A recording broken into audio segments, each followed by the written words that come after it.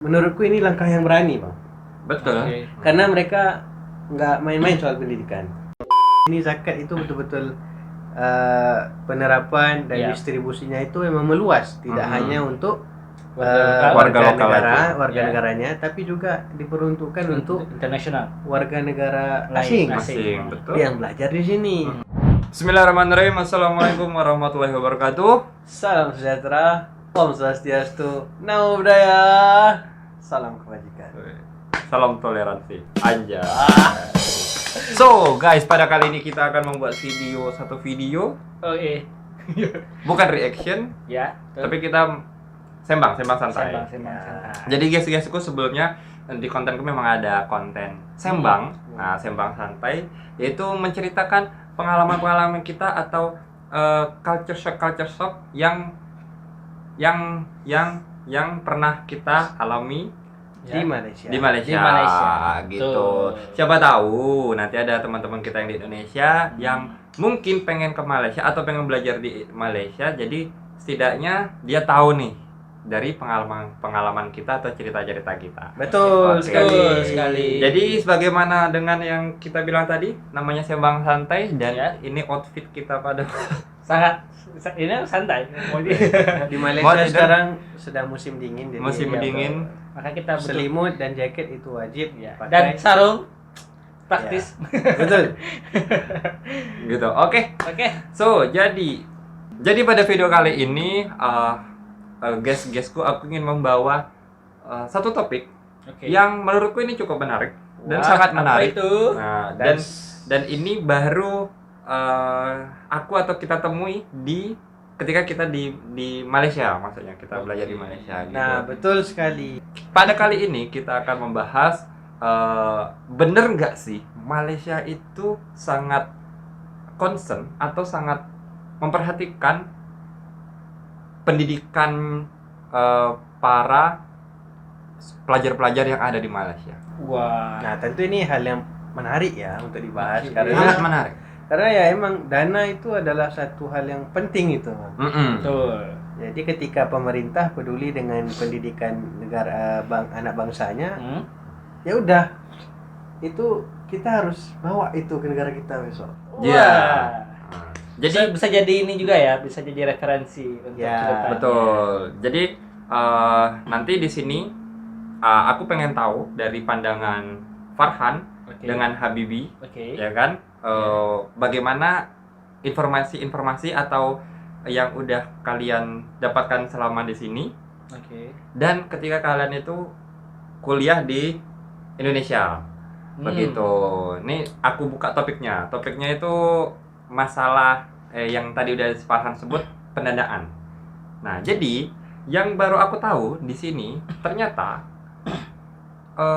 kerajaan itu kayak buka banyak opsi-opsi pinjaman dana, pinjaman duit Oke. yang bisa di-apply oleh pelajar-pelajarnya.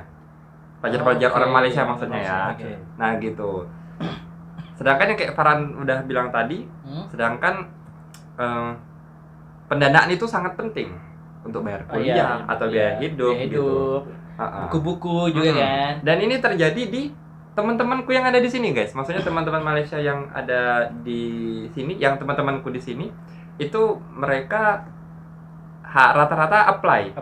Salah satu yang udah dibilang Farhan tadi, Oke. salah satu bentuk perhatian kerajaan Malaysia terhadap pelajar-pelajarnya itu adalah banyaknya pilihan-pilihan pendanaan yang bisa di-apply oleh pelajar-pelajarnya. Oke. Gitu. Dan ini aku tahu dari teman-temanku yang ada di sini, gitu. Betul. Oke. Dan itu apa namanya? Itu namanya antara dua yang aku tahu, Bang. Ah, Pertama itu PTPTN PTPTN, dan yang kedua itu MARA. marah. Oke.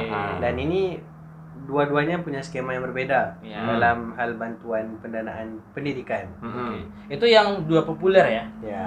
Populer. Di luar itu juga ada yang lain kan. Nah, betul. Dari dua yang populer tadi, Hmm. itu PTPDN dan juga MARA, Mm-mm. itu rata-rata pelajar di Malaysia itu mereka apply di sana karena apa? Karena syaratnya mudah dan juga syarat kelulusan itu bisa dibilang sering lulus. Gimana sih bahasanya? Tunggu. Persentase lulusnya itu besar. Besar, oke. Oh gitu. Oke. Persentase lulusnya itu besar. Presentasi lulusnya itu besar. Jadi itu biasanya didapat pendanaannya itu dalam bentuk uang bulanan Oke. atau dia langsung oleh kerajaan itu dibayarkan semesternya. Itu yang mana tuh? Oke, untuk itu selalu dibayar bulanan. Dibayar bulanan. Nah, oke, kita jelasin dulu ya, misalnya gitu. Kalau di Indonesia, kita taunya itu kan beasiswa. Beasiswa itu betul. banyak, ada yang full scholarship, ada yang setengah, dan itu kan bentuknya ada yang bayar per bulan atau langsung ditanggung untuk kita berarti nggak perlu bayar lagi untuk biaya kuliahnya. Biaya kuliahnya. Nah, di sini juga ada beasiswa, itu tentunya banyak beasiswa. Tapi di opsi lain, mereka juga menyediakan pinjaman. Nah, pinjaman untuk pendidikan. Nah, ini jarang kita jumpai. Betul. Pinjaman untuk pendidikan. Biasanya kalau di Indonesia, pinjaman itu berupa untuk pembelian rumah atau kendaraan kayak gitu. Dengan atau pinjam uang ke bank. Nah, pinjam uang ke bank gitu. dengan biasanya ada bunganya. Jadi lebih tinggi nih. Misalnya 100 juta kita pinjamnya, nanti 115 juta kembalikannya dalam beberapa tahun. Nah, sedangkan di Malaysia dia ada pinjaman untuk pendidikan. Betul. Dan sering di-apply oleh pelajar. Ini merupakan pilihan yang bagus. Kenapa? Karena pendanaan ini tidak 100% harus dibayarkan. Oh iya. Apa syaratnya tuh? Syaratnya. Nah, pertama PTPTN ini yang aku tahu ya, dan juga MARA, mereka itu pertama syarat kelulusannya itu tinggi, dan juga mereka kayak MARA itu tuh mereka hanya mengembalikan 25% dari total yang digunakan ketika mereka belajar. Wih. Kayak gitu. 25%. 25% doang. Wow. Dari berapa total yang mereka pinjam. Nah, selanjutnya yang kayak PTPTN yang aku tahu mereka ada syarat dan juga syarat dan juga kelebihannya itu ketika pelajar tadi selama belajar dia di atas standar IPK yang bagus dan itu sesuai dengan berbeda dengan sistem kampus ya, seperti 3,7 itu mereka dibebaskan dari biaya pinjaman tadi. Jadi jatuhnya nanti beasiswa kayak gitu. Jadi kalau pelajar yang apply PTPTN tadi itu istilahnya jadi pelajar yang cemerlang. Bagus. IPK bagus. Yang pintar, pandai dengan nilainya yang bagus ya. Itu pinjaman tadi dilunaskan. Jadi seolah-olah beasiswa kayak gitu. Wow. Nah, makanya banyak pelajar yang apply itu dengan harapan yang mereka kan belajar kan dengan usaha semuanya. Kalau sana IPK mereka bagus ya mereka beasiswa full gitu. Kalau IPK-nya tidak bagus, kalau tidak bagus atau biasa-biasa aja gitu kan, mereka mengembalikan. Tapi mengembalikannya ada beberapa syarat. Mungkin mereka dapat pekerjaan atau setelah mereka tamat baru mereka mengembalikan kayak gitu. Dan mengembalikannya pun tidak dalam uang yang besar. Misalnya kayak 300 ringgit dalam 1 bulan. Dan itu angka yang oke dalam beberapa tahun. Jadi itu tidak memberatkan pelajar gitu. Tapi kalau misalnya dia belum dapat kerja, misalnya nganggur dulu nih setahun, dia berarti nggak ada paksaan ya. Maksudnya kayak kalau ya udah nanti kamu kalau udah dapat kerja, udah dapat gaji, di situ dia boleh mengangsur. Ya, di situ dia boleh mengangsur. Dan itu otomatis ya? Otomatis. Gitu. Wow, otomatis. Berarti ini satu kemudahan ya teman-teman ya. Kenapa? Karena kita tahu kan ada beberapa jurusan itu kadang punya harga mahal, pendidikan yang mahal. Betul. Ya. Kayak kita kalau di Indonesia terkenal itu baik itu jurusan teknik ataupun jurusan kedokteran. Kedua-duanya ini punya harga yang tinggi untuk uang semesternya. Nah, di sini mereka bikin skema untuk memecahkan persoalan itu. Betul. Jadi selain mereka tidak akan kehabisan sumber daya manusia di bidang-bidang yang penting dalam negara, mereka juga berinvestasi dengan anak bangsanya sendiri, Bang. Betul. Jadi nggak cuma investasi itu nggak cuma ke hal-hal ekonomi misalnya, tapi mereka berinvestasi dengan insan, Generasi penerusnya gitu. Jadi memang di Malaysia sendiri, untuk khususnya warga Malaysia itu banyak pilihan untuk pendanaan dari beasiswa, pinjaman, dan juga biaya kuliah mereka itu lebih rendah dibandingkan yang orang internasional. Nah, itu juga tuh yang sangat jauh ya, jadi, maksudnya perbedaannya sangat jauh gitu. Karena kayak misalnya aku pernah tanya ke temanku, kita apply di course yang sama, bidang yang sama, tapi untuk biaya itu memang jauh berbeda, bahkan hampir 50%-nya malah kayaknya. Lebih ya. Lebih dari 50%-nya perbedaannya jauh. Wow. Jadi mereka udah dapat yang harga UKT yang rendah, tambah lagi ada peluang untuk beasiswanya tinggi. Jadi mereka nggak ada alasan untuk tidak belajar gitu. Di situ kelebihan di sini. Seharusnya tidak ada alasan untuk tidak belajar. Betul, dan tidak ada lagi alasan dana. Dana bukan penghambat dunia pendidikan kalau di Indonesia, di Malaysia setakat ini ya. Itu yang PTPTN. Kalau yang MARA tadi? Kalau MARA dia itu agak lebih tinggi dibandingkan PTPTN. Tunggu, aku pernah dengar untuk PTPTN dia itu nanti ada kelasnya. Di sini kan ada kelas ekonomi ya. T20, M40 dengan B40. Nah, setiap mereka yang apply itu nilai tidak sama. Kalau nggak salah ya, tidak sama. Nanti T20 nanti dia semakin sedikit dapatnya. Mereka dapat juga. Berarti kalau standar ekonominya tinggi, ya dapatnya kemungkinan dapatnya lebih sedikit. Gitu. Sedangkan nanti kalau yang bawah B40 mereka dapat kemungkinan lebih tinggi dibandingkan yang lain gitu. Nah, makanya yang B40 mereka juga bisa ada harapan untuk dapat karena mereka mungkin diprioritaskan di situ untuk mendapatkan beasiswa pinjaman tadi gitu. Dan syarat penerimanya juga ini ya tinggi ya di situ.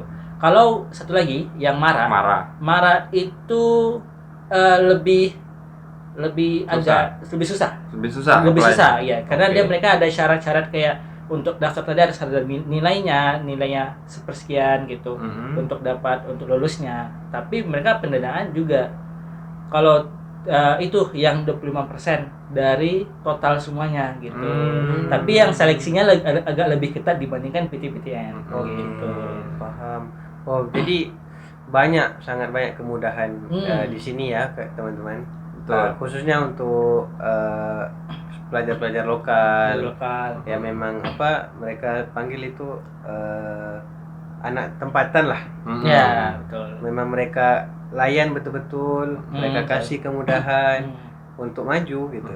Jadi memang ini menurutku sangat bagus ya, dimana suatu negara itu kayak dia tuh concern terhadap pendidikannya memang sangat tinggi sangat tinggi gitu loh. Jadi sedangkan kalau yang kita tahu juga generasi penerus itu ya lebih bagus kalau level pendidikannya tuh bagus gitu. Iya. Sebagai penerus ya. Tapi ini itu kan tadi untuk tempatan ya. Pelajar tempatan. Nah, kira-kira untuk pelajar internasional ada nggak sih? Ini menarik. Nah, ini yang kami suka ini. Kenapa? Karena kita mencari. Karena Malaysia, notabene negara yang penduduknya Muslim, itu nilai-nilai Islam tuh sangat kental dan kita rasakan. Betul. Oke. Salah satu contohnya kita pelajar luar, pelajar internasional itu bisa memohon bantuan pendidikan lewat jalur zakat. Nah, zakat di sini itu betul-betul penerapan dan distribusinya itu memang meluas, tidak hanya untuk warga negaranya, tapi juga diperuntukkan untuk internasional, warga negara asing betul, yang belajar di sini. Dan ini kan betul-betul lingkungan yang ramah gitu. Apalagi untuk kita pelajar yang sangat-sangat membutuhkan finansial yang bagus untuk bisa menyelesaikan sekolah, untuk bisa membeli buku, bahkan internet penting juga, tempat tinggal. Ya meskipun nominalnya tidak sebesar yang tadi disebutkan Habibie, tapi menurutku ini cukup dan sangat oke. Karena kelihatannya banyak yang diterima. Betul. Gitu, maksudnya kuotanya itu besar, Ya. bukan kecil gitu. Betul. Dan nanti ada kayak tahap ketika kita apply kan ada tahap interviewnya. Ya. Jadi memang dari interview itu akan tahulah nanti pihak zakatnya tahu ini memang bukan berkompeten, maksudnya ini layak atau layak tidak tidak untuk menerima dijadikan zakat. zakat. Betul. Jadi memang ada check and balance-nya juga teman-teman. Jadi nggak asal ngasih aja, Betul. tapi memang kita yang memohon bantuan ini juga akan nanti disaring dan ditanya betul-betul kebutuhannya apa hal yang mendesak dan apa yang harus hal apa yang harus dicukupi untuk belajarnya enak gitu. Jadi baik itu secara IQ dan EQ di sini itu memang tercukupi mental kita. Paling nggak nilai-nilai yang kayak gitu tuh itu bisa melengkapi nyaman kita juga di sini sebagai pelajar. Zakat pun banyak macamnya ya kan? Iya. Ada yang dia biaya untuk biaya kebutuhan hidup saja. Iya. Ada juga yang biaya semesternya dibayarin. Bahkan untuk yang mu'alaf juga ada. Iya, nih aku nggak tahu nih. Jadi ada. student-student yang mu'alaf itu bisa mohon, Bang. Oh. Bisa mohon itu. Dan paling syaratnya ada kartu mu'alafnya dan lain-lain. Itu administratif lah sifatnya kan.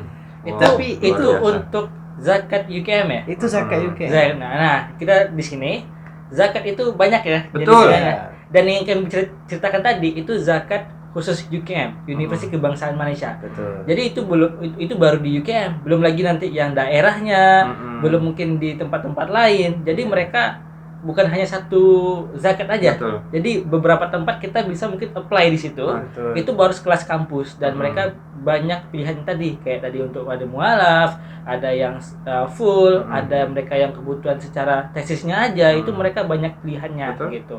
Nggak cuma untuk mu'alaf, tetapi contoh ada salah satu orang tua pelajar itu meninggal atau kemalangan, itu juga ada, Bang. Ada boleh banyak juga. Ya, itu aku pernah dengar tuh. Jadi zakat UKM tuh menyediakan bantuan yang untuk hal-hal yang mendesak seperti itu. Untuk bagi pelajarnya ya. Betul, betul. Jadi perhatiannya tuh nggak di satu aja, Bang. Jadi menyeluruh. Yang dibilang Habibi tadi, aku baru ingat. Jadi ada pernah salah satu temanku, dia pernah apply ke salah satu yayasan. Oke. Yayasan atau Perusahaan, atau masjid oke. gitu. Dia memang open zakat untuk pelajar, tapi hanya sekali aja dapatnya. Gitu. Tapi which is itu bagus gitu kan. Maksudnya kita ini orang luar loh, bukan orang kita. Tapi maksudnya bisa loh kita apply pendanaan gitu. Dan ini jujur aja waktu kalau dibandingkan kita waktu S1 jarang. Ya, jarang. Karena zakat itu biasanya kayak badan amil zakat, jadi mereka yang basnas gitu kan, satu aja gitu. Sedangkan yang di sini itu zakat itu yang UKM-nya dari masjid UKM, belum masjid-masjid lain, belum yayasan, belum lagi kalau seandainya ada perusahaan yang ini gitu, yang mereka ada bagian untuk zakatnya, itu juga bisa kita apply gitu. Jadi banyak tempat kita bisa apply gitu. Kalau di Indonesia memang kalau untuk beasiswa itu ada. Tapi kalau yang skopnya tinggi-tinggi itu memang susah untuk digapai. Contoh misalnya yang LPDP. Itu sangat susah dan kuotanya terbatas. Kalau yang lain contoh bidik misi itu kan untuk keluarga kurang mampu. Gitu. Kadang memang dari pemerintah provinsi atau Kabupaten, wilayah dari pemerintah wilayahnya kadang ada juga, tapi itu memang jarang. Maksudnya jarang. Tidak semua. Kalau di sini tuh kayak gampang gitu. Setiap tahun ada. Setiap tahun ada dan sangat mudah apply-nya. Betul. Gitu. Tapi aku sangat mewajarkan kenapa di Indonesia tidak diberlakukan hal seperti ini. Karena orangnya terlalu banyak. Orangnya terlalu banyak. Itu menurutku ya salah satu gitu. Bukan kita di sini tidak bilang Indonesia tidak concern terhadap pendidikan, concern. Tapi memang kuotanya itu terbatas. Jadi memang kita harus pinter lah. Jangan sedang-sedang. Karena yang salah satu beasiswa yang terkenal LPDP misalnya. Betul, itu Itu susah. memang yang daftar tuh orang hebat. Hebat, ya. orang hebat. Jadi Dia yang memang- sulit itu di tengah-tengah ya. Mm-mm. Iya. Dia tidak pintar sekali, tapi dia tidak bodoh kali atau miskin kali. Nah itu yang di tengah-tengah itu yang Iya. sulit. Itu. Gitu. Yang itu bantuan-bantuan itu yang kita Betul. Tapi ya itu sih. Maksudnya kalau di Indonesia diberlakukan hal seperti ini, model kayak gini yang ada di Malaysia nih, Bagus. memang bagus, tapi terlalu banyak kampus, terlalu banyak orang, jadi akan susah. Sedangkan dana terbatas. Dana terbatas gitu. Aku mewajarkan, maksudnya kenapa di Indonesia tidak seperti Ya, itu. tapi gitu. menurutku ini salah satu nilai plus juga Betul. ya apa yang dilakukan Malaysia Mm-mm. dengan segala kemudahannya itu dan tidak bermaksud mengkerdilkan pihak manapun, Mm-mm, tetapi kalau dibandingkan dengan negara-negara maju seperti Jerman dan negara-negara yang menggratiskan pendidikan di negaranya itu, sekelas Malaysia yang notabene negara berkembang itu, menurutku ini langkah yang berani, Bang. Betul. Oke. Karena mereka nggak main-main soal pendidikan. Nah Jadi, itu, ibarat all in mereka. makanya di sini seperti yang kita sebutkan di awal, betapa Senang. tingginya perhatian Perhatian. Malaysia ini terhadap pendidikan anak-anaknya, Ya. gitu. Dan faktanya ya, itu tuh untuk yang warga Malaysia yang kuliah di Malaysia. Apalagi yang untuk warga Malaysia yang kuliah di luar negeri. Iya, banyak nah, juga itu mereka dapat juga beasiswa juga jor-joran kan? ya. Maksud mereka concern di situ juga. Ada makanya warga Malaysia di sini banyak pelajarnya itu yang ke Luar negeri. Eropa, Betul. ke Amerika untuk kuliah. Mereka karena dapat beasiswa yang besar juga dari sini gitu. Betul. Gitu. Betul. Malah di Malaysia kan ada namanya MIS tuh. Ya. Malaysia International Scholarship. Scholarship. Itu terbuka untuk student internasional. Internasional. Betul. Ah, betul. Wah, itu dan itu Ditanggung gede loh. Ditanggung per semesternya sama dapat biaya hidup per bulan Iya. juga. Betul. Jadi ada beberapa temanku yang memang dapat itu pertama misalnya nih pendidikan dia durasinya 2 tahun. Selama 2 tahun itu dilunaskan biaya semesternya dan per bulannya tuh dapat Ya. biaya hidup. Oh, itu luar biasa loh, itu oke loh. Betul. Gitu. Paham. Jadi memang ya itulah membuktikan bahwa Malaysia ini nggak main-main soal Untuk pendidikan. pendidikannya gitu. Dan faktanya aku pernah baca pas zaman Covid yang di Malaysia, mereka ada dapat bantuan. Ada yang dan mereka dari kerajaan itu ada dapat bantuan uang, nanti langsung dikirim ke rekening mahasiswanya atau pelajarnya. Ada juga bantuan gadget. Mungkin ada pernah baca di itu bantuan gadget, bentuk tablet untuk membantu mereka belajar online gitu. Nah, itu ada yang dari ada beberapa sesi nanti dia dapat touch and go, ada dalam sekitar RM50 atau berapa, itu untuk hampir semua pelajar gitu, yang tergantung negerinya lagi. Gitu. Jadi ada juga kemarin juga yang terbaru klaim gadget juga. Nah, nanti dia bawa ID card atau apa gitu, bukti mereka belajar, nanti ngeklaim dapat tablet baru gitu. Kan wah luar biasa ya. Dapat tablet baru gitu. Gadget yang itu tuh untuk mensupport belajarnya supaya lebih rajin gitu. Nah, itu kan suatu suatu senang lah. kemudahan. Nah, suatu kemudahan yang kita tinggal di suatu negara di mana negara itu memang support dan memfasilitasi habis-habisan gitu loh. Gitu. Ya, jadi ingat zaman Pak Harto kan. Piye zaman enak. Enak zamanku toh. Waduh, bahasannya. Gitu.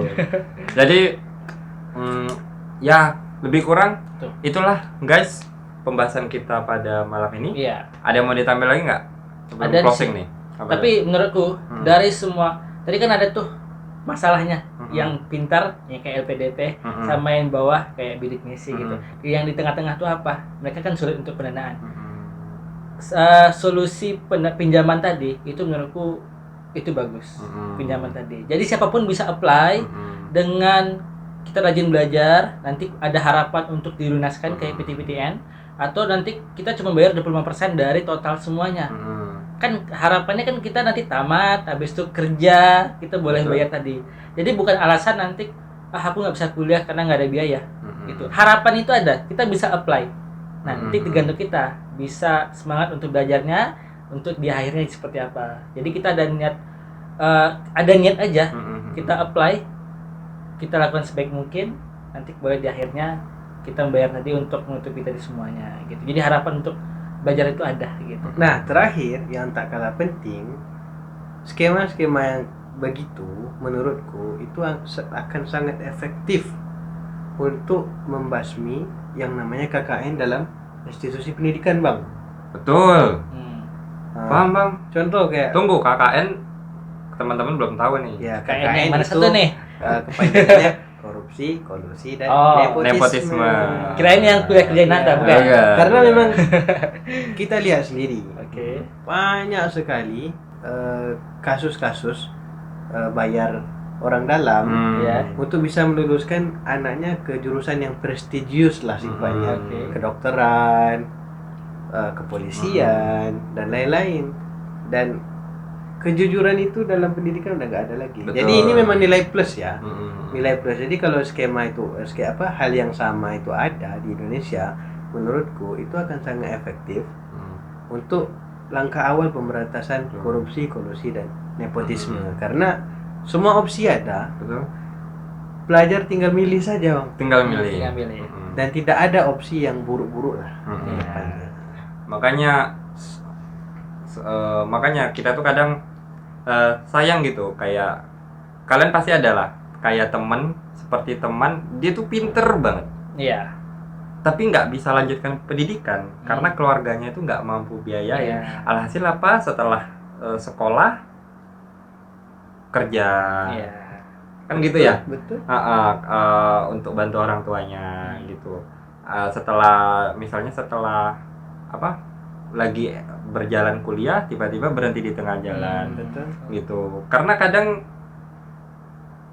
ya itulah Sayang ya. dunia. Wes. Faktanya. Faktanya seperti itu Iya. gitu. Tapi ya itu tadi, kita mewajarkan kenapa Indonesia belum seperti itu, karena memang Dari negaranya secara geografinya terlalu luas dan terlalu banyak orangnya. Jadi kalau misalnya diberlakukan seperti itu, wah berapa biaya tuh yang diperlukan untuk apa? Biar semuanya tuh dapat gitu. Dapat. Waduh. Nah, Sedangkan universitas di Indonesia, ini universitas ya, belum lagi politekniknya, institut. institutnya itu udah berapa ribu gitu loh. Jadi Banyak ya banyak. Memang kita mewajarkan, dan ini menjadi pelajaran kita lah gitu loh, bahwa sekaligus ini menjadi tantangan Hmm. bagi pemimpin-pemimpin Indonesia Ke depan. baik yang sekarang maupun yang akan datang. Bentar lagi kita milih presiden baru, guys. Ya, karena ini ini keluhan anak bangsa. anak bangsa, betul gitu. Jadi harapannya memang ya Indonesia tingkat pendidikannya bisa Semakin merata maju dan merata. gitu. Oke. Jadi itu dulu konten sebang kita pada kali ini, guys. Gimana? Sudah ini? Luar biasa sudah. Sudah apa malah? Sudah panas. Sudah panas. Sudah panas. Oke. Jadi itu dulu video kita pada kali ini. Kalau Oke. ada teman-teman mau menambahkan, silakan Di komen komen. di bawah. Kalau ada yang mau ditanyakan, silakan komen di bawah, dan jangan lupa like, comment, dan And subscribe. subscribe. Oke. Sekian dulu dari kami. Sampai jumpa di video selanjutnya. Bye.